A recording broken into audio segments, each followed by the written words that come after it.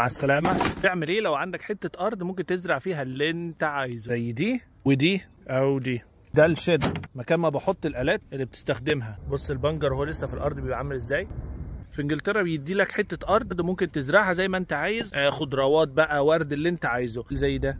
بس الجمال القصه وما فيها ان في ناس كتير عايزه تزرع، بس في نفس الوقت مفيش اراضي كفايه، ومش محتاج تشتري فدان ولا ارض كبيره خالص عشان تزرع. فالبلد عملت قطع صغيره جدا تقسمها مربعات، تاخد مربع تزرع فيه اللي انت عايزه. البطاطس في الارض، بص البطاطس طالعه فين. ده التفاح اهو وهو لسه صغير